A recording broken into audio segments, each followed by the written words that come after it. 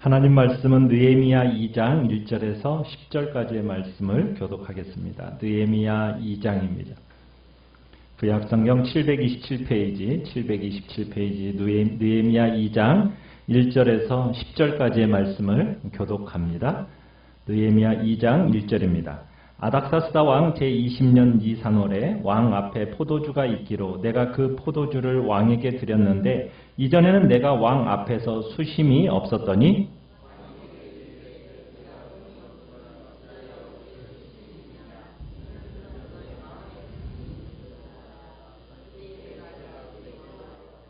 왕께 대답하되 왕은 만세수를 하옵소서. 내 조상들의 묘실이 있는 성읍이 이제까지 황폐하고 성문이 불탔사오니 내가 어찌 얼굴에 수심이 없사오리까 하니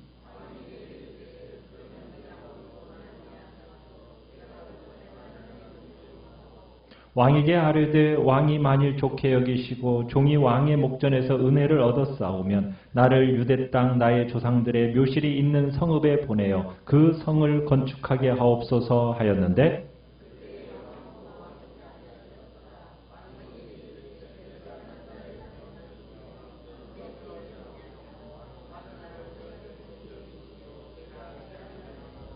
내가 또 왕에게 아뢰되 왕이 만일 좋게 여기시거든 강서쪽 총독들에게 내리시는 조서를 내게 주사 그들이 나를 용납하여 유다에 들어가기까지 통과하게 하시고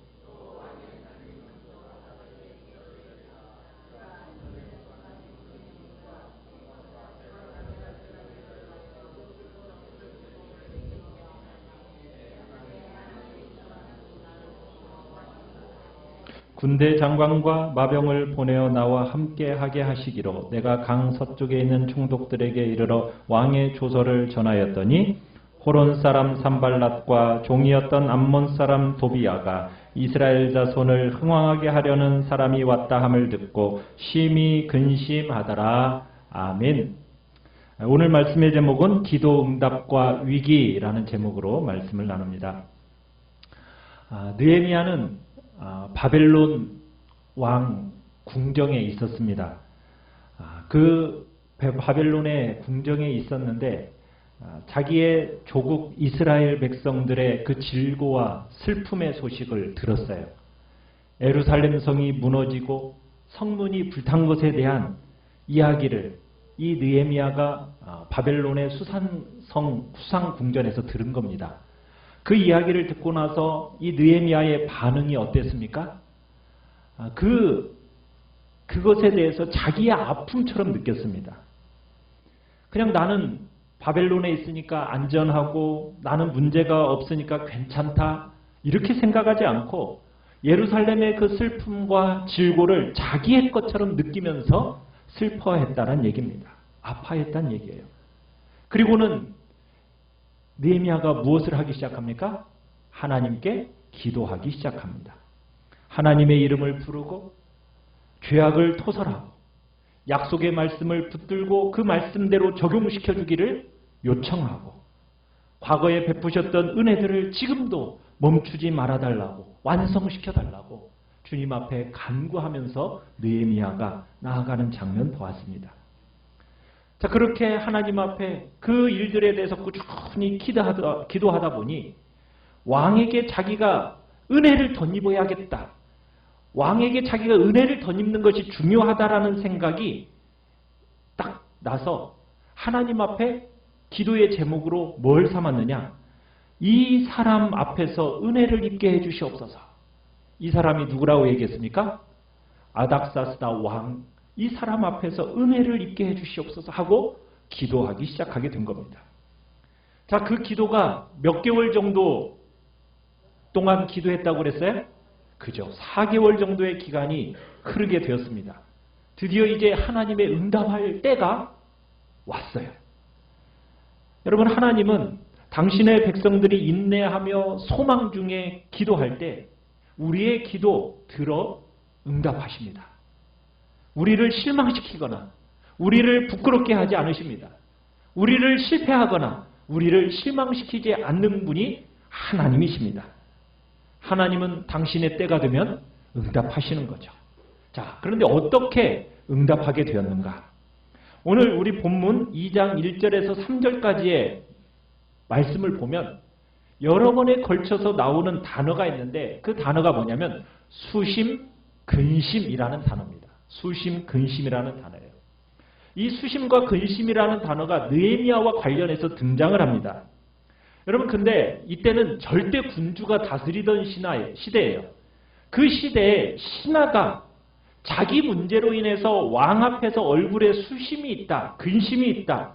여러분 그런 표가 나면 왕이 좋아하겠습니까? 안 좋아하겠습니까? 우리가 다른 사람 얼굴에 근심 거 별로 안 좋아하듯이 아니 신하가 왕 앞에서 수심과 근심이 가득한 표정으로 이렇게 있으면은 당연히 안 좋아하죠.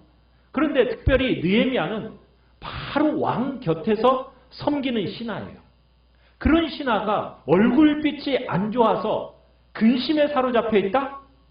여러분 그러면은 그 표정은 어떻게 이해할 수 있게 되느냐면 왕을 공격하는 것으로 여기거나 왕을 무시하는 것으로 여길 수 있게 됩니다. 그러면은 그 사람의 직위가 온전하겠습니까?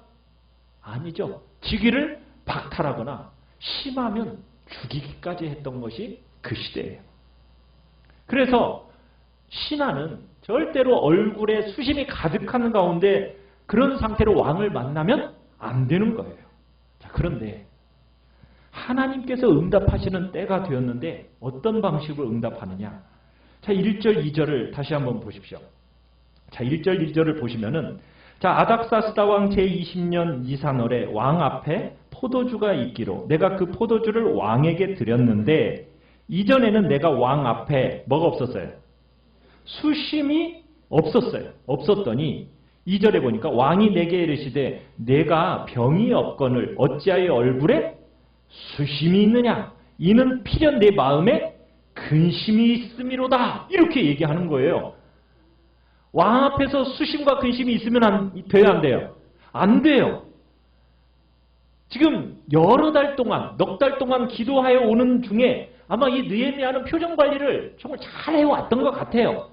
그런데 오늘 본문에는 지금 니산월 약 넉 달 만에 기도하며 기다리던 그 응답의 때가 다가왔는데 얼굴에 수심이 가득한 모습으로 왕 앞에 서고 그 모습을 누가 본 거예요? 왕이 본 거예요. 왕이. 느헤미야가 조심했겠어요? 안 했겠어요? 조심했을 것 같은데 자기도 모르게 그 얼굴에 수심과 근심이 있는 모습이 왕의 눈에 띈 거예요. 여러분 그러면 어떨 수 있다고요? 직위를 빼앗길 뿐만 아니라 잘못하면 죽기까지도 하는 위험한 일이에요. 그래서 2절 끝에 보니까 그때에 뭐라고 얘기하고 있어요? 내가 크게 두려워하여. 여기서 뭐 크게 두렵다라는 얘기는 왕이 알아채서 너무 송구스러워서 두렵다. 이 표현이 아닙니다. 자기의 생명의 위협을 느끼고 두려워했다라는 표현이에요. 왕이 내 얼굴에 수심을 읽었다? 아, 내가 생명을 잃을 수도 있는 두려움, 이 두려움을 느낀 겁니다. 그럼에도 불구하고 4개월을 꾸준히 기도해왔고 기도의 응답이 일어날 때가 되니 그 수심이 하나님의 손에 붙들려서 사용이 돼요. 어떻게 사용이 돼요? 얼굴에 수심과 근심이 있다고 해서 왕이 분노하고 심판하는 제목으로 쓰여지는 것이 아니라 오히려 왕에게 느헤미야의 마음에 있는 소원을 아뢰을 수 있는 기회로 하나님이 이 수심과 근심을 사용하십니다. 수심이 가득한 그 위험한 얼굴도 하나님이 사용하셔서 그가 기도 응답으로 역사하기 시작하는 거예요. 왕이 화를 내지 않습니다. 도리어 뭐라고 그래요? 아, 네 마음에 근심이 있는 게 틀림없구나 하면서 오히려 관심을 표현하고 있어요. 거기다가 여러분 지금 이 사건이 일어나고 있는 시기가 몇 월? 니산월이라고 그랬죠. 니산월. 니산월이라고 하면은 우리나라로 말하자면은 정월입니다. 정월. 그러니까 이 당시 바사 제국에서 새해를 맞는 달이 니산월이에요. 그러니까 왕이 새해를 맞으면은 마음이 어때요? 기분이 좋죠. 너그럽잖아요. 그죠? 자, 그러면서 언제든지 신하들에게 너그럽게 소원을 즐겨 들어주는 그런 시기가 바로 이 니산월이에요. 자, 거기다가 6절을 한번 가보십시오. 6절에 가보면은 왕 곁에 지금 누가 앉아 있어요? 왕후가 앉아 있어요. 왕후. 여러분, 왕이 주관하는 잔치에 왕후가 항상 배석을 합니까? 안 합니까? 안 하죠. 우리가 에스더서를 읽어보면은 왕이 부르지 않으면 왕후가 함부로 왕 앞에 나갈 수 있어요? 못 나가요? 못 나가요. 왕후라 할지라도 왕 앞에 함부로 나가면 어떻게 돼요? 죽는다고 그래요. 죽는다고 그래요. 그러니까 지금 왕후가 참석하는 이 잔치는 특별잔치인 거예요. 특별잔치. 어떤 면에서는 아주 가족적인 분위기, 아주 분위기 좋은 잔치라는 것을 우리가 지금 추론해 볼 수 있는 겁니다. 지금 하나님께서 기도하고 때가 되니까 이 수심이 가득한 느헤미야의 얼굴을 오히려 느헤미야가 기도해왔던 그 제목을 응답하시고 풀어주시는 그 기회로 사용하십니다. 니산월의 왕후가 함께 있는 그 잔치에서 수심이 드러나게 하심으로 기도에 응답하시고 역사하게 된다는 것을 우리가 보게 되는 거예요. 여러분, 하나님이 우리를 기도 중에 기다리게 하실 때는요, 절대로 시간만 허비하는 법이 없습니다. 하나님의 때가 되면 기다리고 기도했던 그 너무나도 요긴하게 하나님은 사용을 하세요. 자, 왕이 내 마음에 근심이 있음이 틀림없구나 이렇게 하고 기회를 얻어서 느헤미야가 3절에 말을 합니다. 뭐라고 시작을 합니까? 왕께 대답하되 왕은 만세수를 하옵소서 이렇게 시작을 해요. 왕은 만세수를 하옵소서. 여러분, 이 만세수를 하옵소서. 지금 오늘날 우리는 참 관계 속에서 참 어려움들을 많이 겪어요. 관계 속에서 어려움을 겪는 이유 중에 하나는 뭐냐면 남들도 다 내 마음 같으려니 하니까 관계 속에 어려움을 겪습니다. 실제로는 여러분의 마음을 여러분처럼 누군가 이해를 해줘요, 못해요? 이해 못합니다. 내 마음처럼 이해해 주는 사람 아무도 없어요. 그래서 다른 사람에게 여러분 배려를 적절히 하는 게 필요해요. 자, 지금 왕이 화를 내지도 않고 너무 감사하게도 내 마음에 지금 무슨 근심이 있구나 하고서는 지금 물어주니까 느헤미야는 왕에게 조금이라도 불만이 없다라는 것을 분명하게 밝히기 위해서 뭐라고 하냐? 왕은 만세수를 하옵소서. 왕에게 지금 자기가 충성하는 마음, 이거 변함이 없다. 이것을 분명하게 이야기해 주는 겁니다. 이미 좋은 때고 어려움도 넘어갔어요.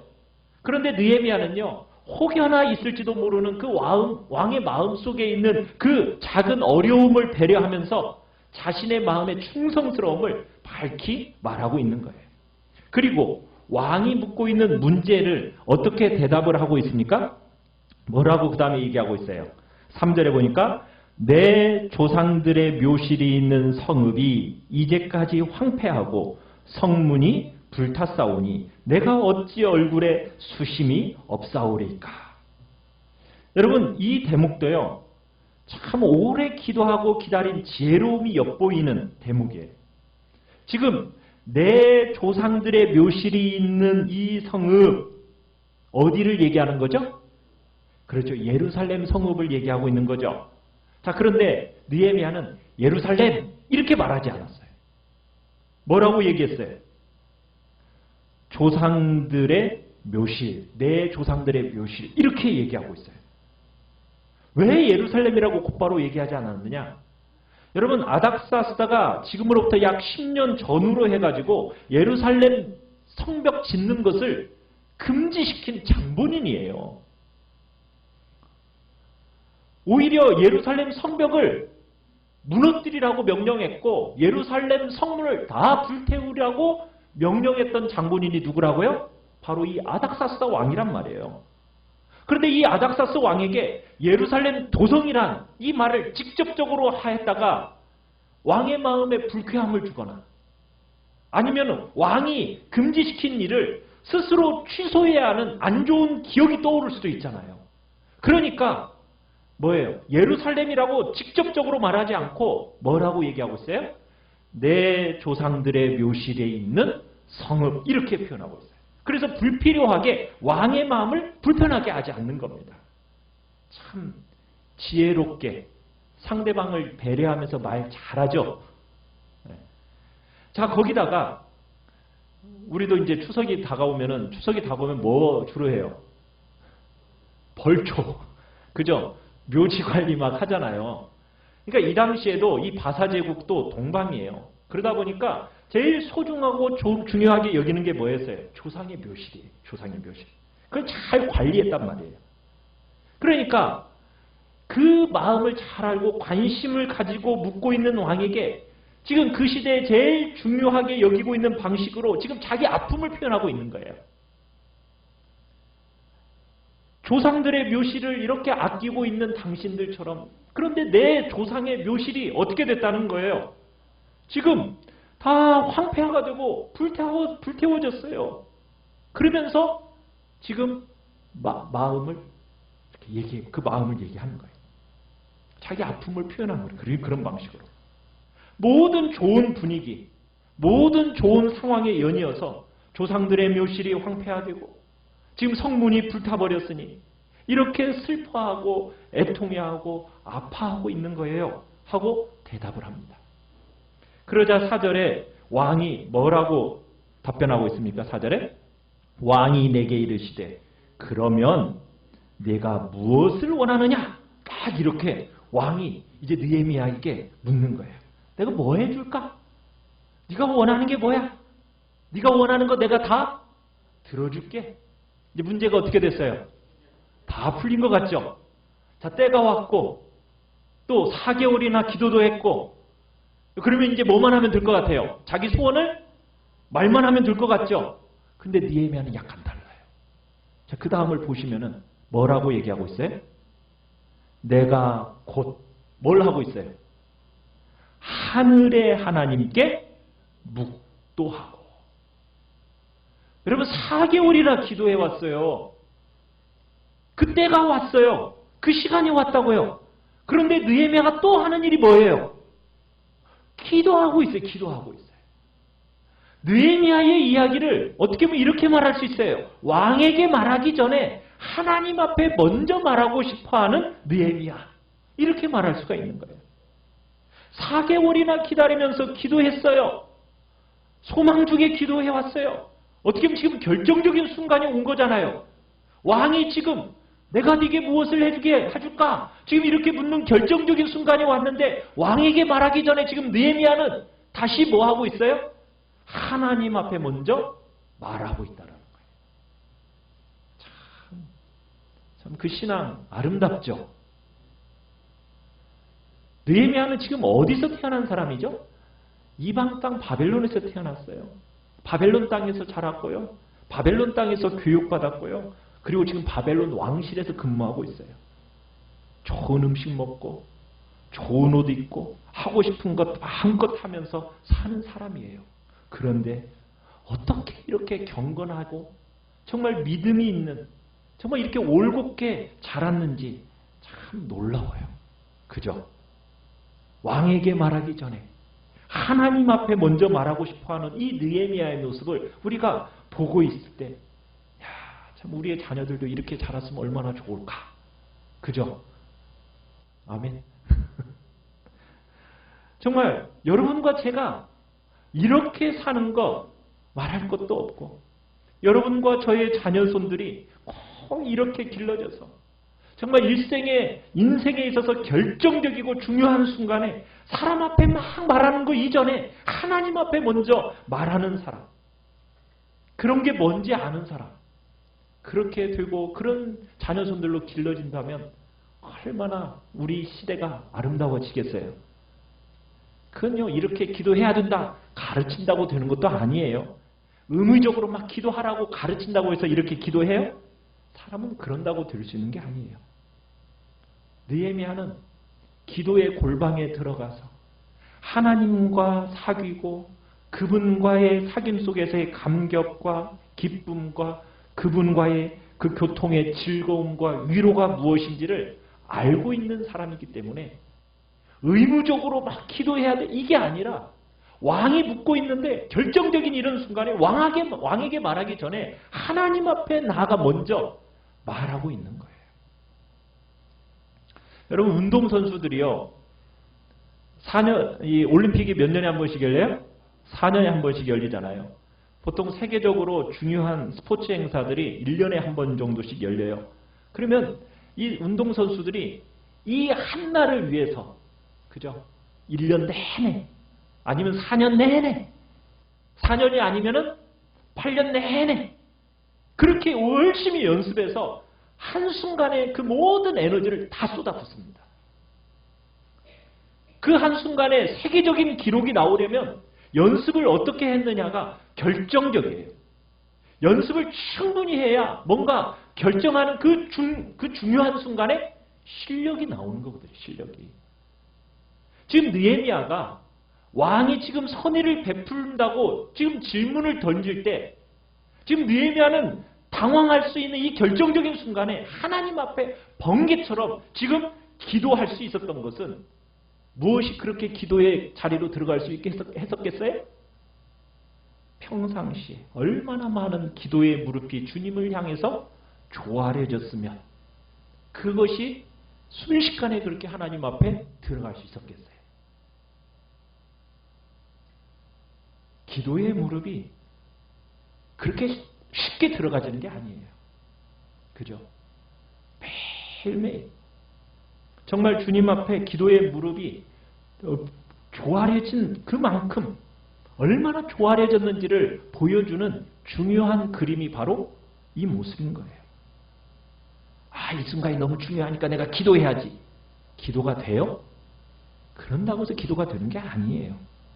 평소에 무릎이 하나님 앞에 얼마나 조아려졌는가. 그러면 그 중요한 순간에 저절로 기도로 쏙 들어가는 거예요. 느헤미야가 지금 결정적인 순간에 번개처럼 하나님을 찾고 하나님께 먼저 말씀을 드리고 그리고 나서 왕에게 말할 수 있었던 것은 그가 그 이전부터 하나님 앞에 4개월 전 아니면 그 이전부터 얼마나 평소에 주님 앞에 무릎을 조아리면서 기도했었던 사람이었는가를 알 수 있는 거예요. 그러니까 결정적인 순간에 왕 앞에 말하기 전에 하나님 앞에 먼저 말하고 있는 거죠. 기다리고 있었던 그 기도의 제목처럼 왕 앞에 은혜를 있게 해주십시오. 그렇게 기도해 왔는데 하나님 앞에 다시 기도하고 하나님, 당신이 돕지 않으면 내 말이 무슨 의미가 있겠어요? 하나님, 제 혀를 사용해 주시고 지혜로운 말을 할 수 있게 해 주십시오. 왕의 마음을 만져주십시오. 아마 이렇게 번개처럼 하나님 앞에 기도했을 거예요. 자, 5절에 보시면은 한번 읽어보겠습니다. 5절에 시작. 왕에게 아뢰되 왕이 만일 좋게 여기시고 종이 왕의 목전에서 은혜를 얻었사오면, 자, 여기까지요. 여기까지. 자, 지금 왕 앞에 얘기를 하는데 여러분 지금 한치의 흐트러짐도 없이 얘기해요. 왕이 내가 뭐 해줄까? 좋은 마음으로 물었어요. 그러면 느헤미야가 어떻게 이야기할 수가 있어요? 그냥 막 얘기할 수도 있는데 아니에요. 겸손과 온유함으로 이야기하는 것을 보게 돼요. 왕이 원치 않으시면 안 하셔도 됩니다. 종에게 왕이 정말 은혜를 베푸시려면 이렇게 해주시기를 바라지만 안 해줘도 돼요. 하면서 가장 겸손과 온유의 마음을 잃지 않고 왕에게 소원을 아뢰는 모습. 자, 느헤미야가 가진 소원이 무엇이었습니까? 자, 그 소원이 5절에 뭐라고 얘기하고 있어요? 나를 유다 땅 나의 조상들의 묘실이 있는 성읍에 보내어 그 성을 건축하게 하옵소서 하였는데, 왕에게 지금 느헤미야가 원하는 게 뭐예요? 나를 보내주십시오. 이거죠. 나를 보내주십시오. 내가 가서 성읍을 다시 짓고 다 불태워진 성문을 다시 달겠습니다 하고 자기를 보내달라고 요청을 하고 있는 거예요. 여러분과 제가 하나님께 기도하는데 여러분, 우리를 기다리게 하실 때 절대로 하나님은 기다리는 과정을 거쳐서 여러분 시간을 낭비하는 법 없으십니다. 느헤미야가 기다리면서 뭘 깨달았느냐면 지금 왕에게 은혜를 입는 게 중요한데 이 예루살렘 성벽이 허물어졌고 성문이 다 불탄 것, 슬픔을 가지고 막 기도하다 보니까 기도의 제목이 선명하게 나타났어요. 그 뭐냐? 아, 내가 가야겠구나. 내가 가야 하는구나. 내가 해야 하는 일이구나. 이렇게 분별이 됐어요. 그래서 왕이 딱 물어봤을 때 뭐라고 얘기하고 있어요? 나를 보내주십시오. 내가 가서 성벽 쌓고 내가 성문 달겠습니다 하고 정확한 이야기를 합니다. 그뿐만이 아니에요. 4개월 동안 기다렸는데 그 기다림이 하나도 헛되지 않은 것을 또 보게 됩니다. 7절을 읽어보겠습니다. 7절 시작. 내가 또 왕에게 아뢰되 왕이 만일 좋게 여기시거든 강 서쪽 총독들에게 내리시는 조서를 내게 주사 그들이 나를 용납하여 유다에 들어가기까지 통과하게 하시고. 자, 나를 보내주십시오. 이 말만 하지 않고 두 번째로 또 뭘 요청하고 있습니까? 조서, 통행증을 써서 다는 거예요. 통행증. 지금 느헤미야가 바벨론에서부터 유다까지 가는 이 모든 땅은 바사 제국이에요. 바사 제국이긴 하지만 통과하는데 뭐 문제가 없겠죠. 그런데 이 바사 제국은 너무 큰 땅이다 보니까 총독들에 의해서 나누어져서 다스림 받고 있는 거예요. 그런데 이 총독들이 자기들이 다스리는 곳에 텃세를 부려요. 텃세를 부려요. 그러니까 왕이 보내준다. 이 말만 가지고는 충분하지가 않으니까 뭘 요청하고 있는 거예요? 서류, 통행증 써서 자기한테 달라는 거예요. 그래서 자기가 가는 데 있어서 해코지 당하지 않도록, 해코지하는 사람들이 나오지 않도록 이 일을 실패하지 않을 수 있도록 지금 통행증을 요청하고 있는 겁니다. 거기다가 8절을 또 보겠습니다. 시작. 또 왕의 살림 감독 아삽에게 조서를 내리사 그가 성전에 속한 영문의 문과 성곽과 내가 들어갈 집을 위하여 들보로 쓸 제목을 내게 주게 하옵소서 하매 내 하나님의 선한 손이 나를 도우심으로 왕이 허락하고. 자, 여기서 지금 뭘 요청하고 있어요? 나무를 달라는 거예요. 문을 만들려면 뭐가 필요하니까? 나무가 필요하니까. 크고 단단한 나무 있어야 하니까. 그래서 문을 만들 나무 주시고 성벽을 쌓을 수 있도록 필요한 제목들 주시고 내가 가서 거하게 될 집을 지을 필요한 재료들을 공급해 주십시오. 필요한 원자재 공급받을 거 약속받고 떠나게 되는 거예요.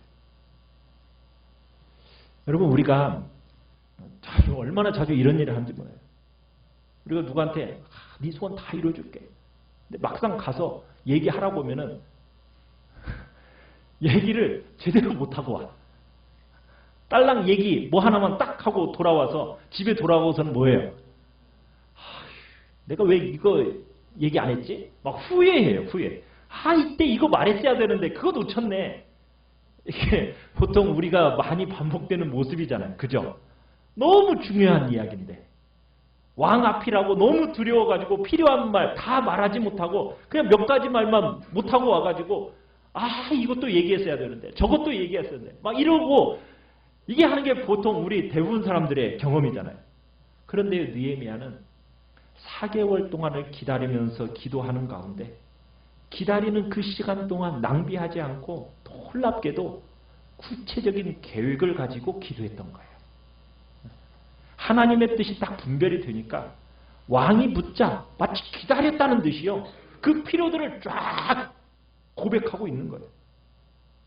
여러분 기다리고 사모하며 기대해왔던 사람들은 주님이 응답할 때 어떻게 하시느냐? 구하고 찾는 것보다도 더 넘치게 응답하십니다. 여러분 그렇게 놀라운 일들이 일어날 때 느헤미야가 이렇게 말할 수 있었을 거예요. 정말 일들이 정말 계획대로 정말 잘 되어가네. 그래도 내가 왕한테 잘 보여줬더니 그래도 왕과의 내가 관계를 잘 했더니 그걸 보고서는 지금 그래도 이제 빛을 보는구나. 이렇게 말할 수도 있을 법도 한데 지금 느헤미야는 형통하게 일이 잘 풀리는 자리에서 뭐라고 얘기하고 있어요? 8절 끝에 보니까 내 하나님의 선한 손이 나를 도우심으로 왕이 허락하고. 자기 자랑하지 않아요. 사람을 높이고 사람 자랑하지 않습니다. 뭘 합니까? 하나님의 선한 손이 하면서 하나님께 영광을 돌리고 하나님을 높이고 하나님을 기쁘시게 하고 있는 걸 보게 돼요. 여러분과 저는 하나님 앞에서 정직하고 하나님을 두려워하고 여러분 많은 무릎으로 하나님 앞에 먼저 말씀을 드리고 결정적인 순간이 딱 왔을 때는 사람을 찾지 않고 하나님을 먼저 찾는 거예요. 그리고 모든 일이 형통할 때는 사람을 높이는 게 아니라 누구를 높이는 거예요? 하나님을 높이고 하나님을 영화롭게 하는 사람. 그런 사람이 되어야 되는 거예요. 4개월 동안 기도를 했어요. 자, 모든 것이 주님의 때가 되니까 정말 일사천리로 막 척척척 풀려나가죠. 그런데요, 성경은요, 빼놓지 않고 꼭 기록해 놓는 게 있어요. 그게 뭐냐면 10절이에요. 우리 10절을 같이 한번 읽어보겠습니다. 시작. 호론 사람 산발락과 종이었던 암몬 사람 도비야가 이스라엘 자손을 흥왕하게 하려는 사람이 왔다 함을 듣고 심히 근심하더라. 막 일사천리로 막 일이 진행될 것 같은데 성경은 여러분과 저에게 지금 뭘 기록해 놓고 있느냐? 대적이 있다는 것을 기록해 놓고 있어요. 하나님의 일은 오랜 기다림을 통한 기도를 통해서 역사하는데 하나님의 때가 되어서 하나님이 역사하시고 하나님이 일하시는 그 순간에 동시에 누구도 지금 같이 일어나고 있습니까? 마귀도 대적도 같이 일어나가지고 그 기도 응답이 위기와 함께 오고 있어요. 우리 그거 기억해야 돼요. 여러분, 아무 문제 없이 일사천리로 그냥 고속도로를 막 타고 달리는 일만 우리 인생에 있을까요? 없습니다. 우리가 살아가는 땅은 그런 땅이 아니에요. 우리가 사는 지금 이 시대는 그런 시대가 아니에요. 하나님의 일이 일어나는 너무나도 놀라운 시대에 지금 동시에 또 무슨 일이 일어나고 있어요? 원수들이 일어나고 있어요. 여러분, 이 원수들의 이름을 한번 볼까요? 10절에 보면은 호론 사람 누구예요? 산발랏. 이 산발랏이란 이름은 전형적인 바벨론식 이름입니다. 또 한 사람이 나오죠. 이름이 뭐예요? 도비야. 이 도비야는 전형적인 유대식 이름이에요. 여기서 야 하면은 여호와, 여호와의 야훼라고도 하는데 야훼의 준말의 야입니다. 그러니까 이 도비야란 이름은 하나님은 선하시다, 이런 뜻이에요. 참 이름은 진짜 멀쩡하죠.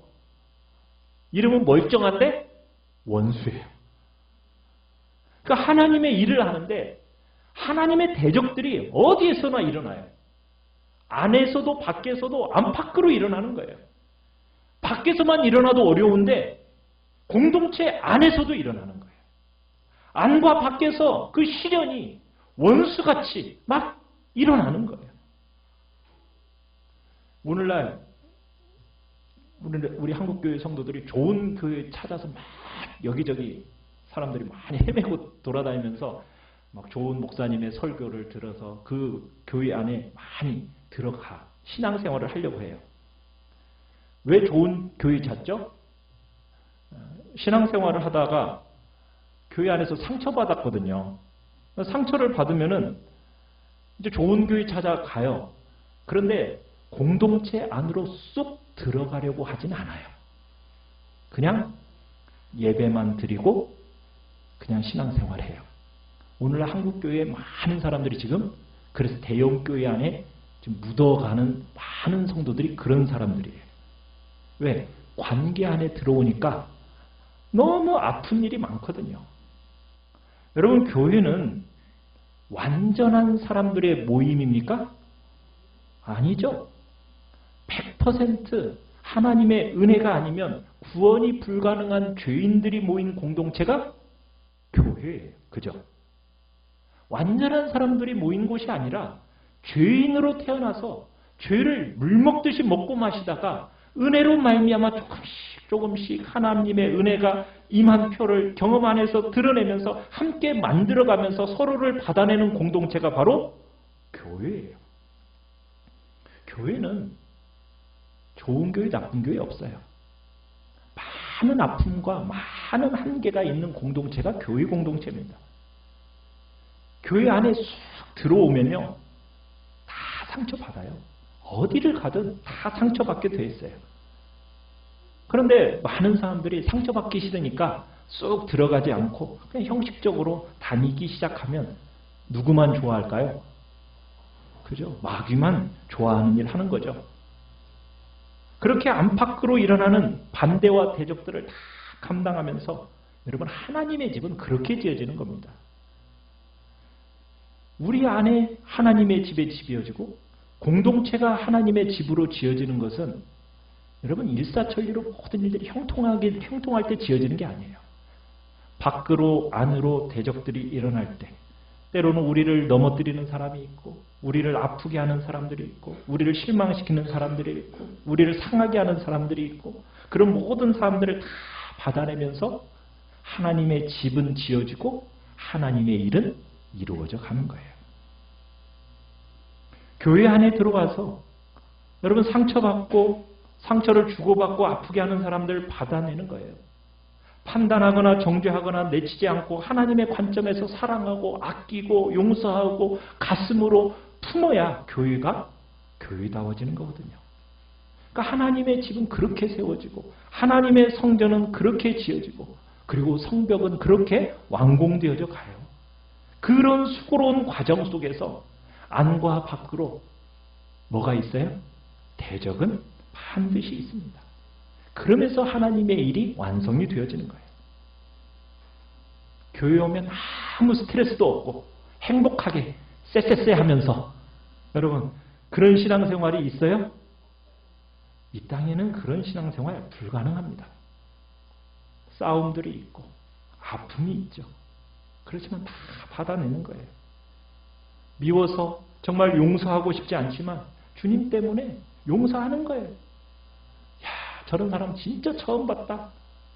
그렇게 말하지 않고 정말 내가 아니면 누가 저런 사람 사랑할 수 있을까? 그러면서 받아내면서 교회는 지어져 가고 성벽은 세워져 가는 거예요. 구석구석의 성벽이 너무 많이 허물어져 가고 야, 정말 소망이 없다. 여러분, 그렇다고 절대로 낙심할 일이 아닙니다. 우리는 소망 중에 하나님께서 역사할 때를 사모하면서 하나님의 때를 기다리고 기도의 무릎을 쌓아내야 됩니다.